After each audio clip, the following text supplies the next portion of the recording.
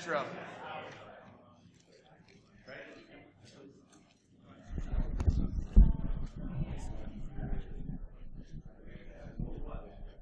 Good morning. Welcome to the Wireless Village. My name is Zero Chaos, and I'm an arrogant prick.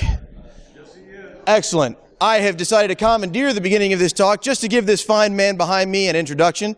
This fine gentleman is Simon J., the winner of last year's Fox Hunt, if I'm not mistaken, and Hide and Seek in all of our hearts. The trainer of this year's winner of the Hide and Seek. And the trainer of this year's winner of the Hide and Seek, because apparently he was too tired last night and had to party. This fine gentleman has been accused of many things in his life, including war driving our houses and walking into the Wireless Village before it was open and taking pictures of all of the gear.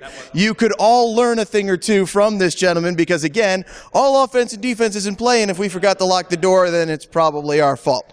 So, without further ado, I present to you the man that you should all be listening and learning from because his team's in the lead. Thank you. Is this mic actually? Yeah, the mic's not actually on. No, it goes to the recording. Oh. It's only for the recording.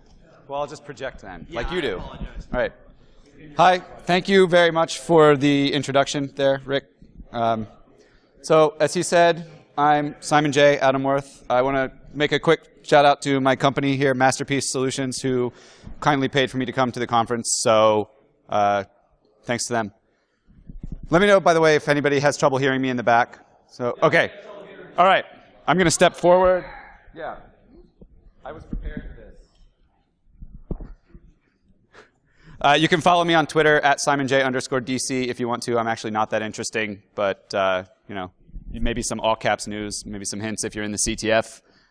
All right. A little bit about me is going to come first, and then we're going to go over what fox hunting is and really what sort of things you need in your repertoire to get into fox hunting, how to do it, and how to prepare to do it. So, who am I?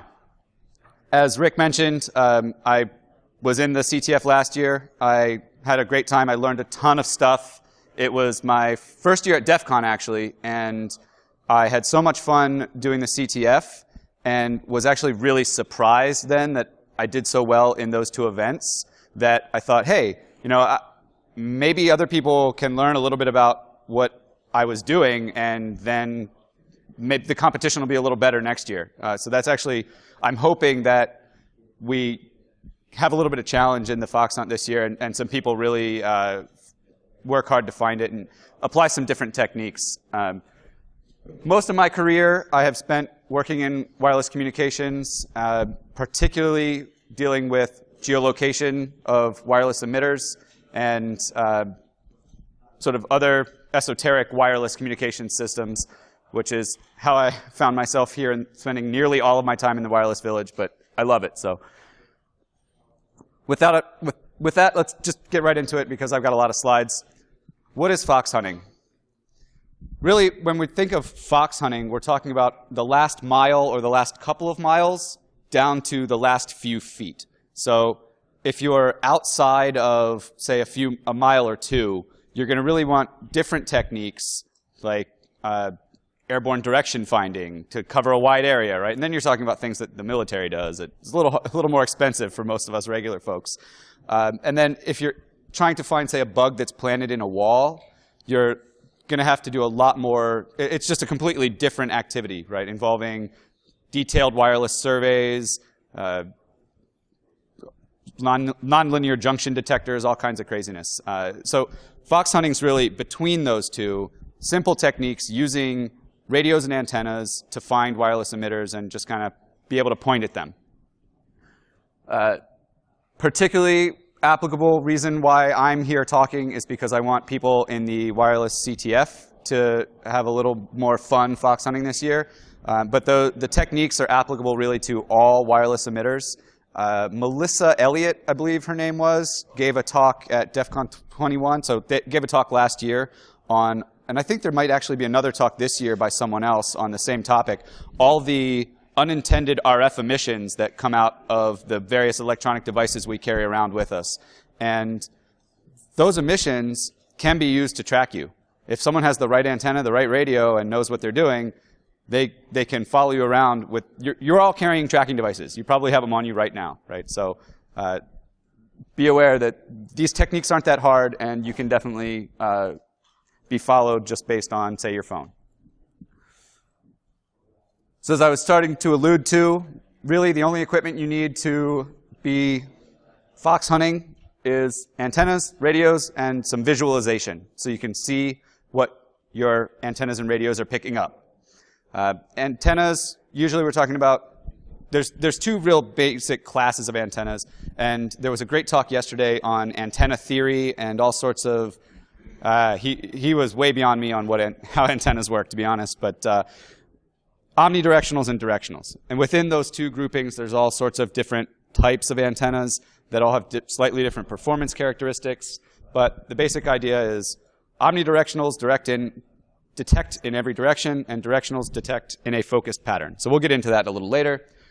Radios, you need a radio that's capable of receiving the signal. I feel like that sounds intuitive, but if you don't have the right radio and the right antenna coupled with it, you may be just on the edge of actually, you might think you're having the right performance, but if you're on the kind of the bottom edge of your radio's performance, then your performance isn't going to be as great, that sort of thing. Finally, visualization software, really important. And in some of the, I'll caveat it here because I know the audience in the Wireless Village is maybe a little more sophisticated. At least the guys back there, if I don't say this, might point something out. Not necessarily visualization. I like visualization, I like to see it, but in a lot of the classic ham fox hunting, oftentimes you're listening to a signal that indicates the strength, right? The tone will increase in volume or beeps go faster, but just basically having some way of knowing that you're pointed in the right direction based on feedback from your radios and antennas. And we'll get into the particulars of visualization software here in a minute. By the way, I try to be informal when I'm talking, so if anybody has any questions, just raise your hand and we'll do them as we go. So, how do we pick what antennas we want? Let's talk about antennas. When you're dealing with antennas, there's really two things you want to focus on: aperture and gain. So aperture is basically the angle of incidence for detecting energy. How much we'll get into the pattern here in a second. Actually, it's the next slide, right? I'll get there in a moment. As a rule, the more sensitive an antenna is, the more focused and directional its radiation pattern. So gain varies inversely with directionality. So if my antenna has a really high gain, it's probably really, really narrowly focused. And that's just sort of a general rule. It's not always the case, right? And too much gain can actually be a bad thing. You know, you would think, oh, it's really great to be able to detect signals really far away. However, high gain, because it has that narrow aperture, requires accurate pointing. It also, I have, again, another slide. We'll get into this a little more. But power, RF emitted power degrades over space in an inverse square. So if you have a really high gain antenna and a sensitive receiver behind it, as you get really close to your target, you're going to end up peaking your receiver. You're going to be at the top end of your range. So, and as you get closer, the power is going to go up exponentially. So you're going to lose distance. You're going to lose that range discrimination as you get close, unless you have a way of attenuating that gain out. So high gain is good, but it's also a double-edged sword if you don't know how to deal with it. Omnidirectional antennas, the term omni, which implies that they pick up energy in every direction, is actually relatively inaccurate.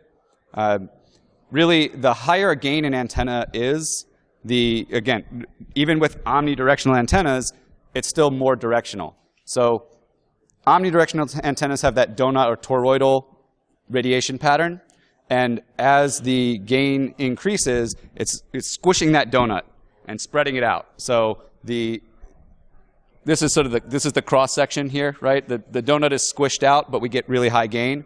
In my opinion, fox hunting, high gain is good. It gives you a greater detection distance, which is really the purpose of your omnidirectional antenna. And when we talk about using your equipment, I'll get into that.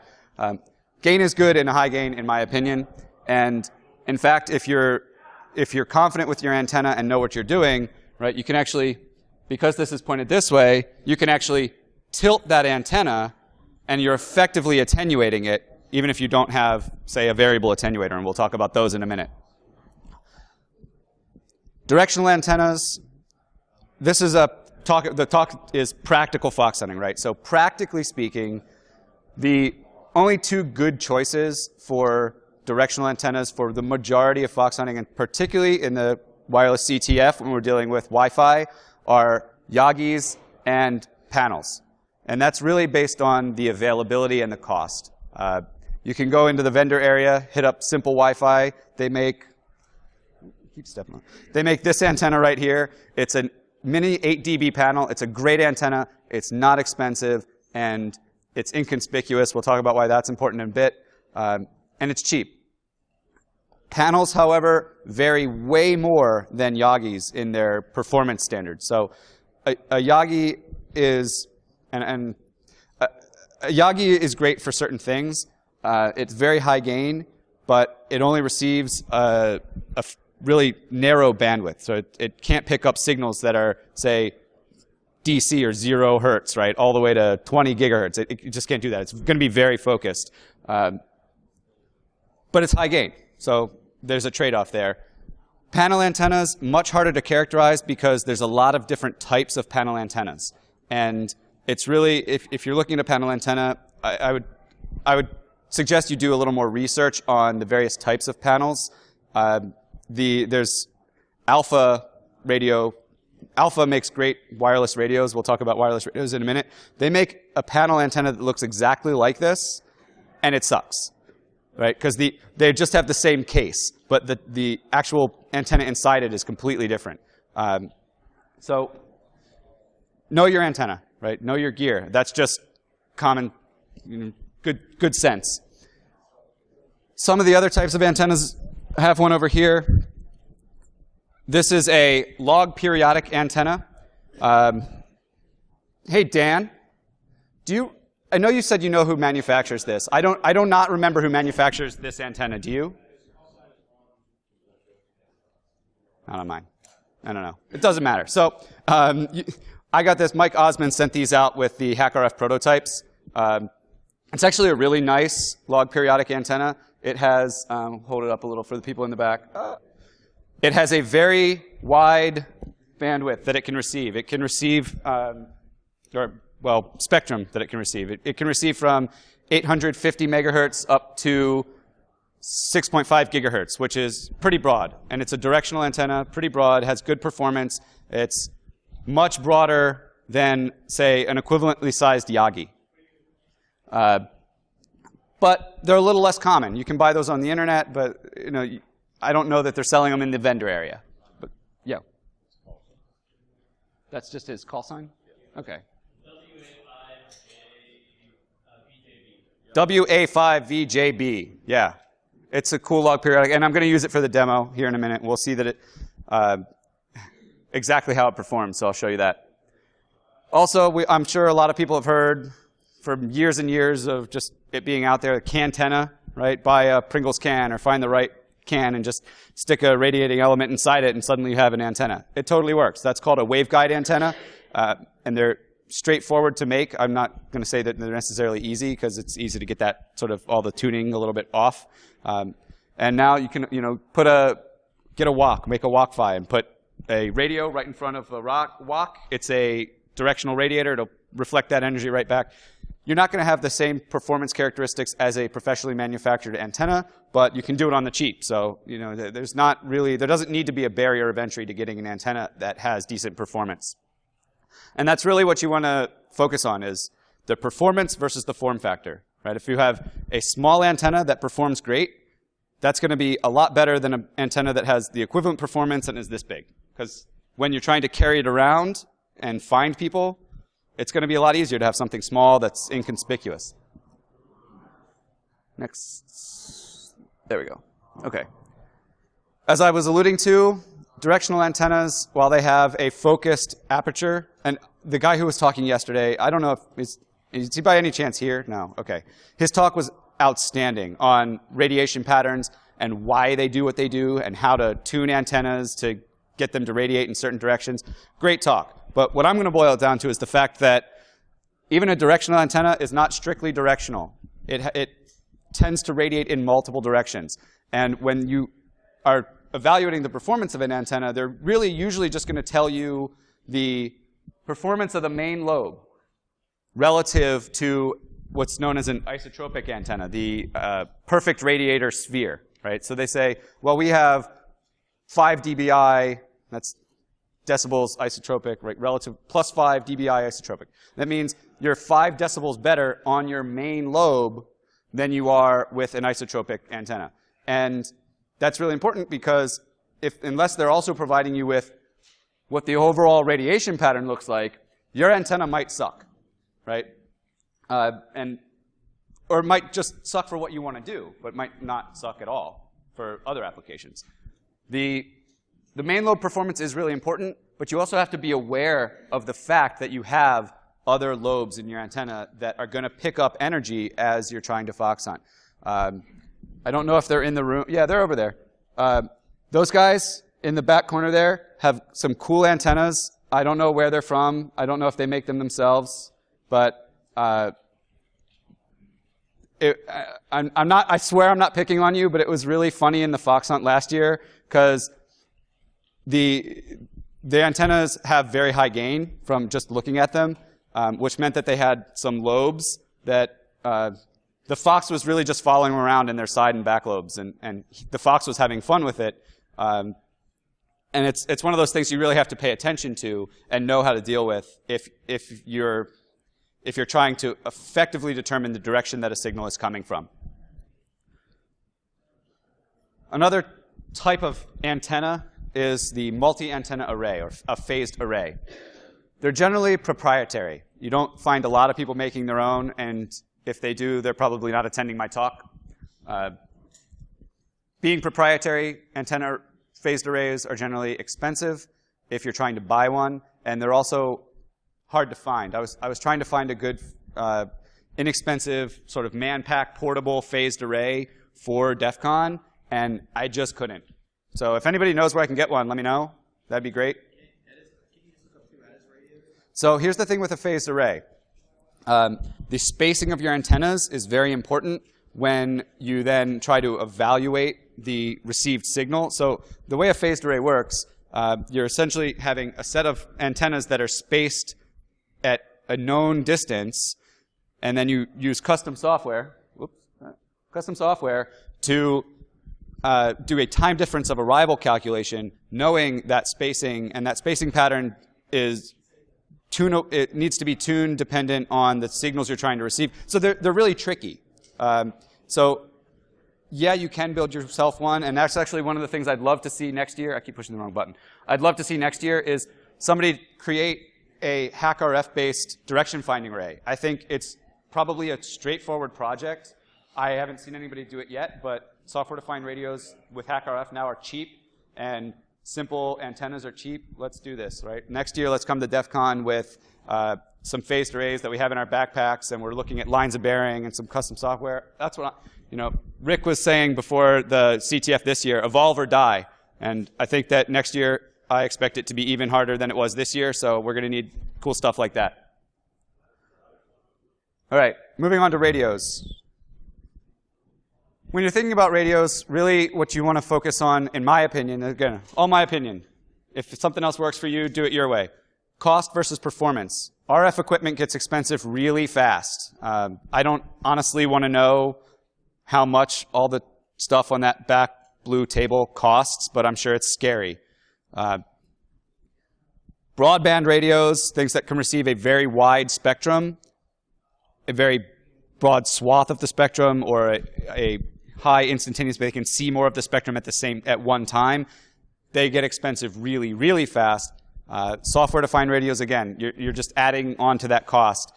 Fortunately, software-defined radios are really starting to become a reality at a low cost point, and it's entirely thanks to HackRF. It's a great device. It doesn't have necessarily the same performance characteristics as some of the devices that are more expensive, but those devices are at least twice as expensive. So it's a trade-off, and I think it's totally worth it because for what you're getting at the price, it's amazing. Also, we're really focused in this room a lot on Wi-Fi, and Wi-Fi radios are particularly inexpensive because they're so mass market. Some of the really good ones, and you can expect to find these in the vendor area as well, are the Alpha radios. And I don't have one in front of me, but basically if you walk around here and look at the radios that everybody in the CTF is using, those are the things that are pretty inexpensive. Do you have one right there? Yeah, this little white radio, the TP-Link TLWN722N, great radio, $15 on Amazon. It's excellent. And, yep, thank you. And here's an Alpha N. It's a little black radio. The Alpha 1 is a silver radio. I don't know if they still sell that one, actually. They do still sell it? Okay. Yeah? Okay, so maybe don't buy the Alpha 1 anymore. Thank you. My Alpha 1's awesome. I don't know. There you go. Rick knows better than I.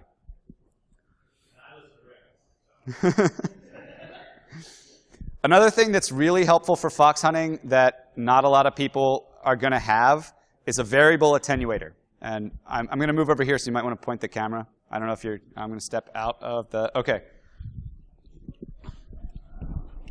A variable attenuator looks usually about like this. It's a little box. There's actually a bunch of different types of variable attenuators. This is a rotary manual step attenuator. It's an HP8495 alpha, 70 dB in 10 dB increments from DC to 4 gigahertz. Great performance. I got this, guess about a year and a half ago, maybe not, about a year ago on Amazon for, eBay for about $130. I just checked before the con. I haven't looked now, but they were going for somewhere north of 200. So your mileage may vary, but I think they're really useful. They're not strictly necessary, but as we were talking before about high gain directional antennas and needing a way to attenuate that gain as you get closer to your target, a variable attenuator makes that really easy because as I get closer, I can just flip a switch and suddenly I'm 10 dB down on my receiver. I have it tied in directly through to my antenna, right? So my antenna gain is what I'm attenuating. I'm dropping the performance of my antenna intentionally as I get closer so that I can get myself back, my radio back into its sort of what I'll call the butter zone for where it really loves to receive signals. Again, they're not cheap. And as I was saying before, if you have an omnidirectional antenna or a directional antenna, the old-fashioned attenuator is just to rotate it because we have that radiation pattern. So if you really know your radiation pattern, you can attenuate your antenna by just turning, right? So, and that's a lot of what we're going to be doing in fox hunting anyway, is turning from side to side to try to find where our signals are the strongest and then go in that direction. Signal displays, that's how we visualize what we're getting from our radios. One of the ones that most people are familiar with, and it's fairly intuitive, you see them a lot, are the power spectral displays.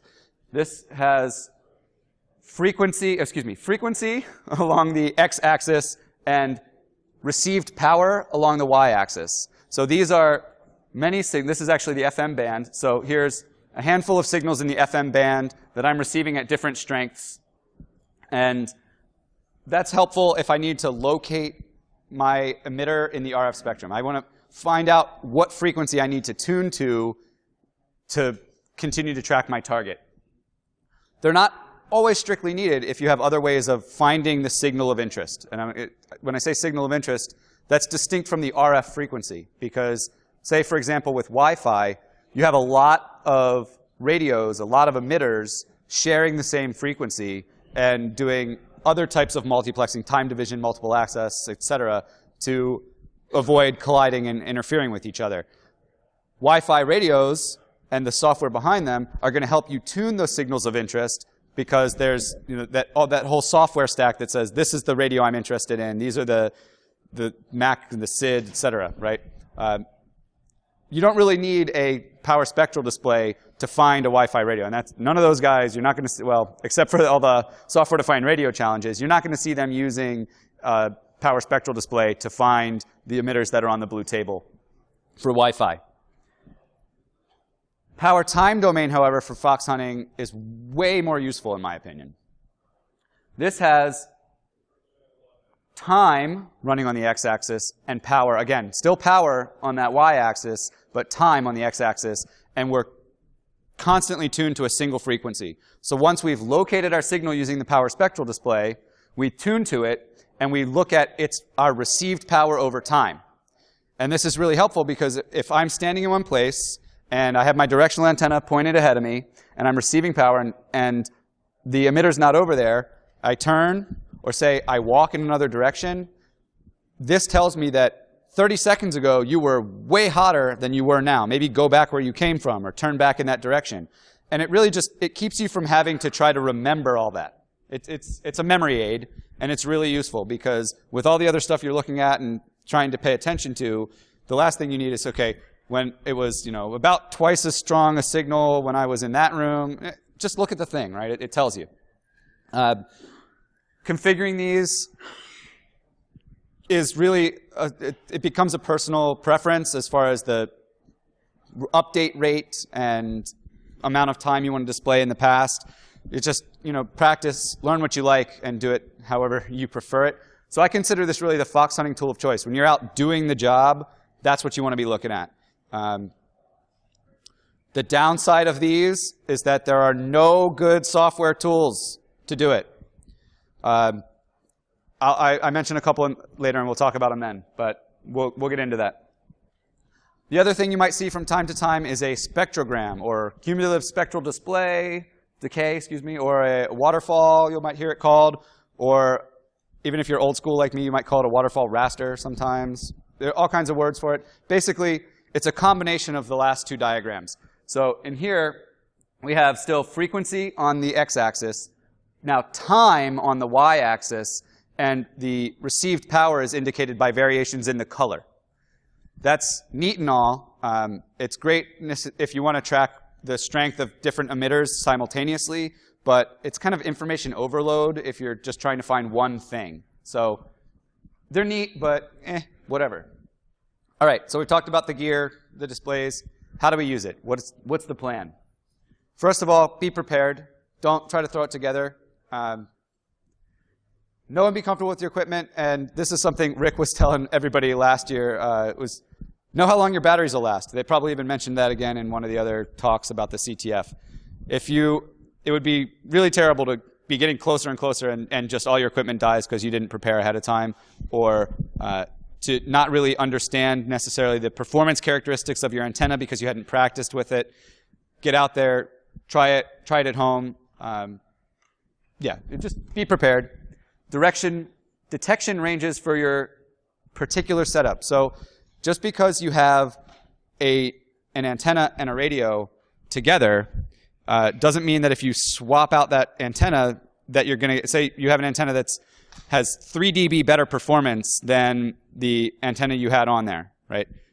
If you swap out either piece, right, you swap out your antenna, yeah, you might get 3 dB better.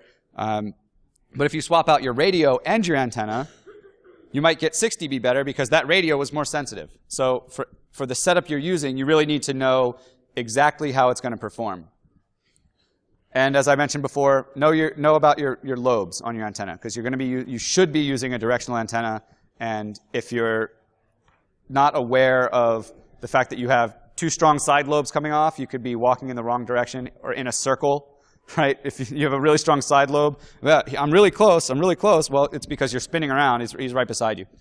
And become fluent in the software you're using. Know how to adjust the frequencies, know how to adjust the signal you're tuned to, etc. And then just practice. Also, this is something I'm trying. I don't want to pick on you guys, but it was such a funny story last year that he was just following you around. Be inconspicuous. If you have a bunch of obvious equipment and someone that you're looking for knows you're looking for them, or even if they don't know that you're looking for them, they're going to avoid you because you look weird, right? If I'm carrying around an antenna on a pole, no one wants to come near me.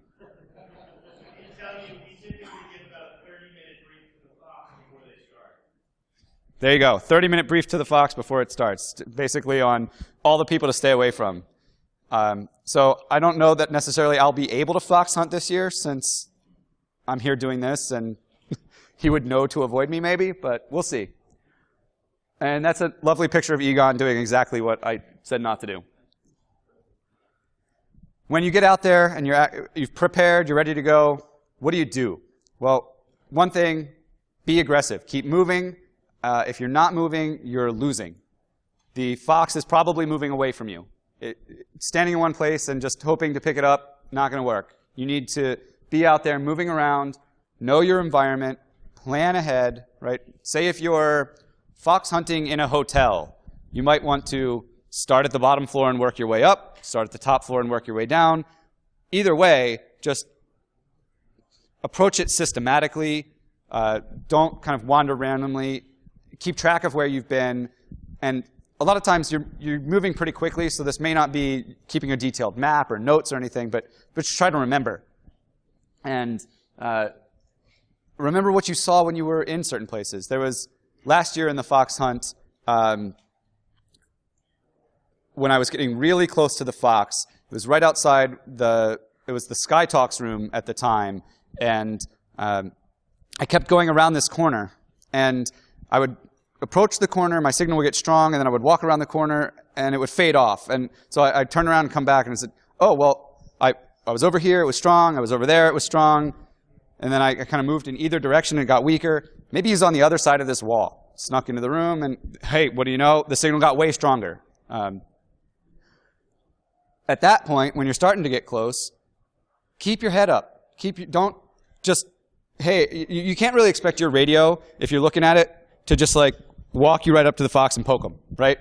Because no one wants to get poked with a radio, and you're clearly, obviously looking at something. You may miss, you may have an opportunity based on secondary indicators to know that someone's your fox. So, for example, if I were fox hunting and I said, oh, my signal's in this direction, I know it's either you, or you, right? We've narrowed it down to this group of people. And rather than kind of walk over to them with my radio and say, hey, okay, well, it's not really strong over here, you know, if I just look at them and I watch the guy who's fiddling in his pocket and maybe pulls out a radio for a sec, hey, that's probably my guy, right? So one of the other things, last year was really useful. If you're walking around and you have a strong signal, look around, see who's in the room. When your signal falls off, maybe it's because somebody left, right? Maybe that person who left was your fox. Or if you're then in another room later, you didn't see them leave, but now your signal's strong again, do you recognize any faces? That person's probably your fox. So don't just trust your equipment. Look around. Now I want to talk about something called multipath. Generally, you don't really need to worry about multipath, but it is important to know what multipath is. RF emanations, wireless power, bounces off of things. And depending on the frequency, it'll bounce off differently.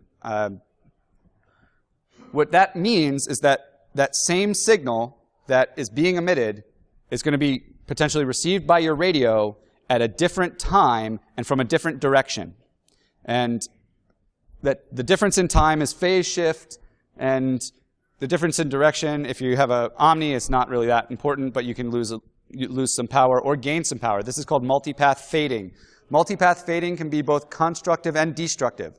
So I was doing the demo I'm about to do yesterday, and I had my antenna pointed directly at the radio, and I turned it away toward the wall, and the signal got stronger.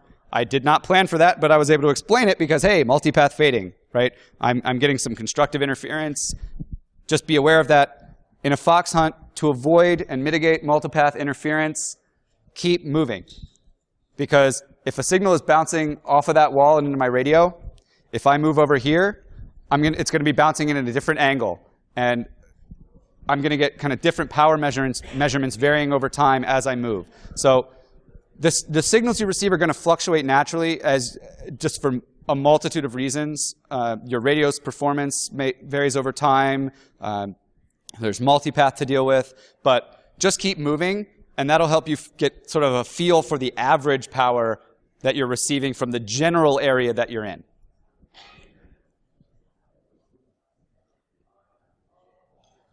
But I'll make another point real quick. But don't move too fast, and I'll talk about that in a minute.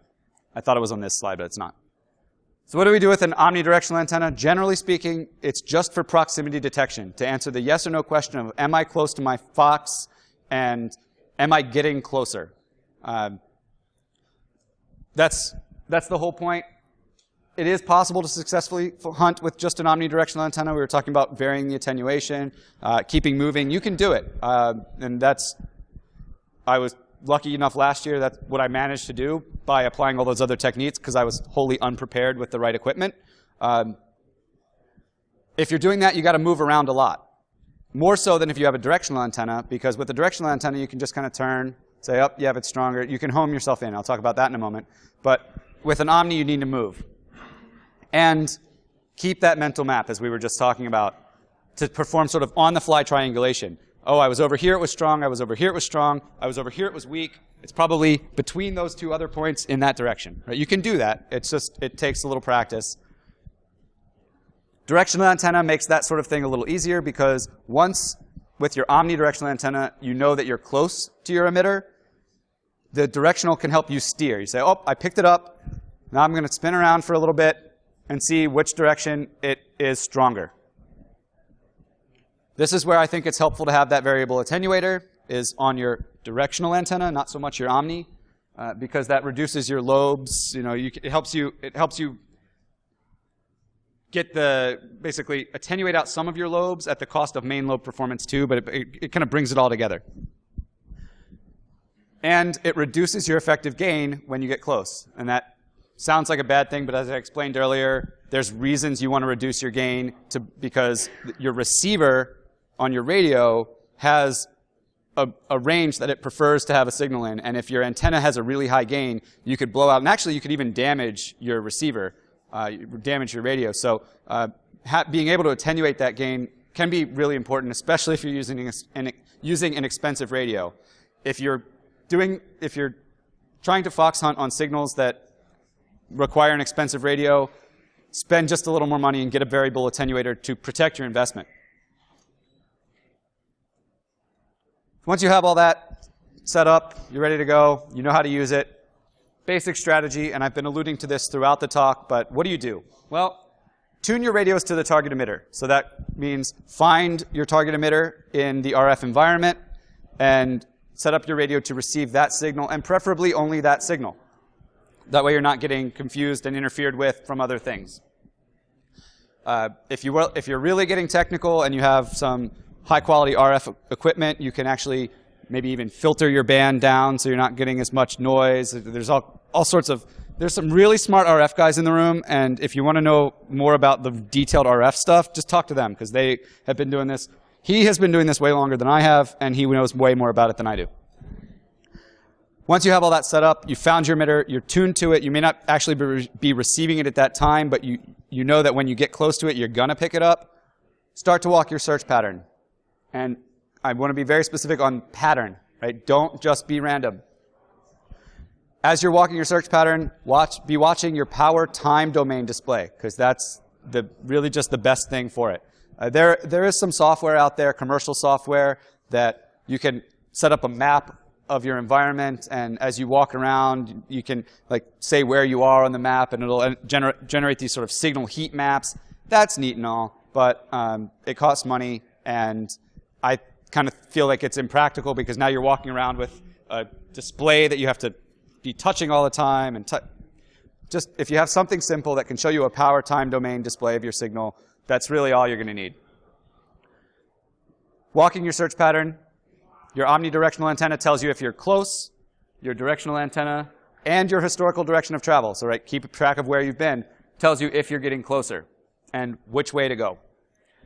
Then if you start to peak your signal, add attenuation. I said before, be aggressive. I also need to say, don't go too fast. Receive power fluctuates, so you need to give time as you move for that to settle. If I move really quickly, I'm getting a lot of change in my receiver and my antenna. I may, if my radios aren't well shielded, or if I jostle them too much, I can actually affect the performance of my radio just by moving it. cheaper radios, that's extra true. So go a little slow, pay attention, let yourself get a feel for the signal in a particular location before you move on. And look around, as I said before, the emitter may become obvious once you get close. I have a particular affinity for a couple pieces of equipment for Wi-Fi. I was talking about the simple Wi-Fi antenna earlier and the radios. I think those are really great. And my manual step attenuator. I also usually use a 5 or, to be honest, a 7 dB omnidirectional rubber duck antenna, like comes with many, many wireless routers. Not all antennas are created equal, even in those omnis that all look the same. So one of the things I like to do is, if you yank hard enough, that rubber sheath will just pop right off, and you can look at the construction quality of that antenna and decide whether or not you like it more than another one. Those TP-Link antennas that come on that radio are actually really nice 4 dB antennas. And I have one old, I forget the manufacturer, but it's just a crappy looking 3 dB Omni, but you pop the thing off and it's actually really well built inside. I wouldn't have guessed. I thought it was going to really be terrible, and then it turns out it was the great one. So I use that one all the time. I have, as I said before, one of the old Alpha 1s, so maybe don't listen to me on the Alpha 1 anymore. Get one of those TP-Links or something. Just, get a decent radio. I like my Alpha N on my omnidirectional antenna because when I'm hunting Wi-Fi, it can, if I'm able to connect and actually associate with the say, access point I'm hunting, it'll really hold that connection better, whereas the Alpha 1 is more of a pure radio, so I use it for directional antenna. I use it as with my directional antenna because I'm not always going to be tuned to the signal if I'm pointed in the wrong direction, but I don't care because I'm just using that to figure out what the power of that particular emitter is. Oh yeah, that's a very good point. The old Alpha 1 does not cover 802.11n, so be aware. And that's, again, know your gear. Know what you're using. Know the signal that you're looking for. Make sure you have a radio that's capable of receiving the signal of interest. Right? As I was saying earlier, for power time domain displays, there is no good free software.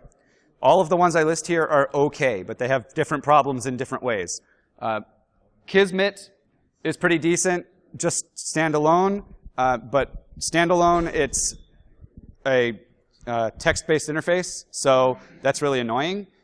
If you add the Kismon UI that you can download, it becomes a little better, but one of the problems with, well, Wi-Fi in general, but the way Kismet displays this stuff in particular is that if it is not receiving the signal in the Kismon UI, it just won't update. It'll just drop out. You won't get another update that says you're not actually receiving anything. It just doesn't update, and that's really frustrating. I'd rather average it out over time or something. Wi-Fi Analyzer for Android is the best one of these that I have listed. That's what I used last year. It's actually a really great program. The problem with it is it's only available for Android. I wish it were available for something else. Net Surveyor on Windows is okay. I've never used it, but it looks pretty decent. But it's Windows, right? So that, again, they all have a problem.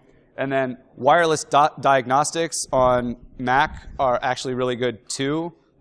They're kind of close to Wi-Fi Analyzer in quality here, but the problem with that one is that it auto ranges the y-axis on, so it auto ranges the power. So it can be hard as you get close. You're not getting an absolute indicator. It becomes relative as it changes, and you have to pay attention to it a lot more. And but otherwise, it's actually really good. But again, they all have a problem. So if anyone is super motivated, write some good software for doing this. It would be really amazing, and people would use it. That's it for my main talk. Here's a lovely picture of people fox hunting. This is public domain image, actual fox hunting. And I have a little bit of a demo where I'm going to show some of those things. Do I still have time? I'm good. All right, cool. I didn't know if I needed to end earlier or whatever. All right. Cool. Yes. What does the fox say? Find him and find out. All right. So real quick. Okay. I have here, and I just reset it. Fucking up my demo. Always do that. All right. Oh. Yeah. I have a HackRF1, which I'm about to reset. Stop. Ignore. That's what I get for touching it. And go. Okay. I have here a HackRF1 prototype transmitting a signal in an ISM band on an unlicensed frequency at a very low power. It's in an ISM band, I promise. And I have over there, which I was holding up earlier, an antenna capable of receiving a signal in that range and a variable attenuator attached to it, attached to my RTL SDR on the floor here in a static bag to try to reduce the noise floor that I'm receiving, because we're in the wireless village and there's a lot of signal floating around. We're at Defcon. There's a lot of signal floating around. So what I'm going to show you is just some of the things I was talking about, and I'm going to have to drop the mic to do it. So hopefully it'll pick up a little bit on the recording, but maybe not. We'll see. Okay, so the signal that I'm transmitting is that one right there. So I'm just going to put that as sort of a reference level, right of where we saw it when I was close. I'm a little farther away now. I'm pointing in a different direction. I'm moving my antenna. We see the signal fall off. As I turn it, this antenna has a radiation pattern. This is actually technically the main lobe is coming out this way. What I found with this particular antenna in this particular portion of its range in the spectrum is that it actually has a lot of other lobes. Like this top lobe here is actually pretty good. I actually get better signal that way. It also has a really strong back lobe. I just turned it around completely for those who can't see in the back, and I'm receiving about the same power. It's just the nature of this antenna, which is why you need to know your gear. But if I turn it down and away, I'm not looking. My top lobe is going that way. My bottom lobe is going that way, front and back. So it's much lower. And as I get closer, so I'm noticing my signal. I'm walking toward it. It's peaking up. It's getting really high. I'm going to dial in a little attenuation. Dial out some attenuation. Dial in some attenuation. Get myself back down into that range where I can get discrimination. Right. So that variable attenuator makes it really easy to very quickly alter your attenuation without having to worry about the orientation of your antenna. I just think it's super helpful, and unfortunately they're not as available as some of the other gear you might want to use. One of the things I didn't talk about is low noise amplifiers. They can be very helpful for certain circumstances, but I was talking about the general RF equipment. It can get pretty pricey.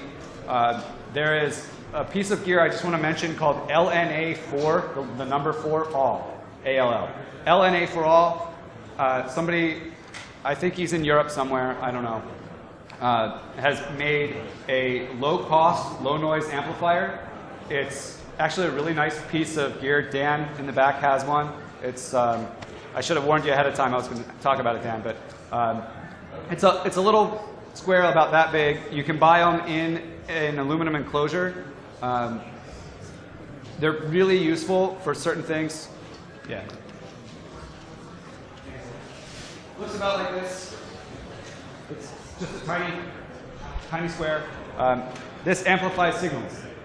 It's great that someone made a low noise amplifier at a low cost, because from some of the big suppliers, these used to be really expensive.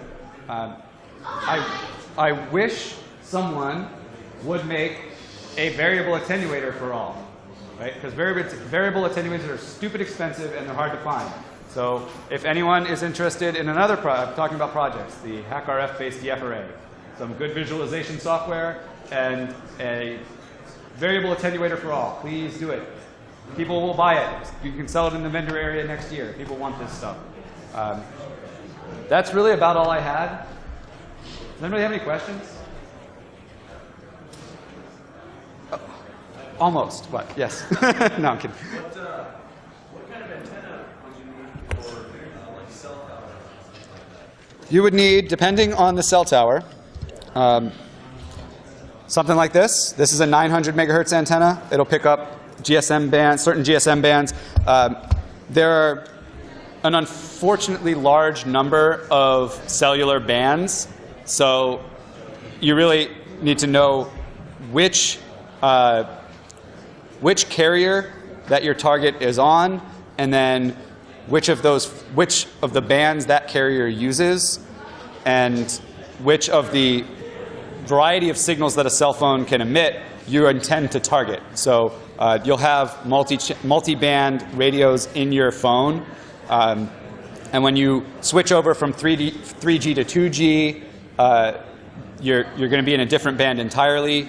That's actually can be helpful if you're doing, as opposed to a passive reception, if you're doing a more intrusive fox hunt where you're soliciting signal from your target by interfering with them in some way. Basically, you can, in some cases, degrade the quality of, say, their 3G connection to force them back into 2G, which may be a little easier to receive in certain cases. So it really depends, and that's why you have to know what you're after so that you can tailor your equipment and your setup to that particular target. Yeah. Other questions? Yes? You mentioned the free software wasn't really there. Yes. Are there any commercial or more expensive options you use for? So the question for those who couldn't hear, sorry I didn't repeat this question, but the question for those who couldn't hear it is, I mentioned there's no good free software. Are there any commercial software, are there any good commercial options? Yes, and in fact, I now have one because we just won the hide and seek. The Wi-Fi DBX and Channelizer 5, which she's holding up in the back there, they're expensive. I would have loved to have bought one before Defcon, and I'm glad I didn't because now I have one, so I don't need to waste the money. I'm stealing it from you. Just yeah. So yes, there are some things out there. MetaGeeks. It's MetaGeeks, yeah, makes the Wi-Fi. Somebody knows. It's MetaGeeks. I promise. They're supposed to be here. They're supposed to be here. At the village, I think. All right. Well, we'll. Maybe in the vendor area. Yeah. Oh, they might be in the vendor. They stepped out. All right. Whatever. They're one of our sponsors, so they're linked on our website. And Reverb Pro? Yeah. Reverb, sure, yes. Yeah, there are definitely some commercial options out there, but you're looking at a price point that's at least like $400 for something that you really want. Again, RF stuff can get expensive quickly, right? The Wi-Fi. Say again? Build your own. Build your own? Yeah, that's true. You'll learn a lot more doing it that way. Wi-Fi is great. It'll show you not just the wireless signals in a particular area of the spectrum. It'll actually show you everything else in that spectrum too, for potential interference, etc. So it's great, but the price point starts to go up. There was a question over here. Yes. Not any good Wi-Fi antennas that have a really sharp null instead of a sharp peak. You don't use those for directional. Oh, that's a really great question. And you use those like for attenuator stuff. So yeah. It's easier to find the null. Yeah, so the question for those who couldn't hear it is if I'm familiar with any Wi-Fi antennas that have a really strong null, or basically an area where they don't receive well in their radiation pattern. Because there are other, Ham, you do this a lot, and there's a lot of different techniques that involve, as opposed to peaking your signal, finding the minimum, right? Honestly, no. I haven't, and I really haven't looked, because that's not just how I tend to do things. I haven't seen anything outside the HF range. I'm sorry? I haven't seen anything outside high frequency type. Okay, so the man who knows a lot more says he hasn't seen anything like that outside the HF range. So there you go. But it's just not typically what I prefer to do, so I haven't even bothered to look. Sometimes use on 2 meters and ours are multipath. Yeah, that is a great point. Thank you for making it. So finding nulls can help, is another way to help mitigate multipath in certain frequency ranges. But then you're getting a little more advanced. I like that. But, yeah. But that's one of those things that as you get into this and you start learning what you're doing, you find and learn about new techniques that can make you even more effective. So, any other questions? Yes? The comment was on. What is the most common band for fox hunting? That's a tough question for me because the type of fox hunting I'm familiar with is more focused on finding things for not necessarily just fun. So the people who are out doing this, like ham fox hunts for fun, you're going to be in the HF, UHF type ranges. Whereas Wi-Fi, you're in the 2.4 gigahertz range. It's all over the place. It's easier to say what frequencies aren't, which is frequencies that are reserved for special purposes by the government, right? So if you go on fcc.gov and you look at the big spectrum map, anything that's not an ISM band is going to be a little less common for, say, fun fox hunting. But if you're looking for, say, cellular radios, you're going to be in the cellular band. If you're looking for wireless, you're going to be in the Wi-Fi band. So it really varies because the spectrum is just huge, and you can track any emitter using these techniques. So it does really vary. Anything else? Questions? All right. Thank you all so much for being here. I really appreciate it. Have a good time.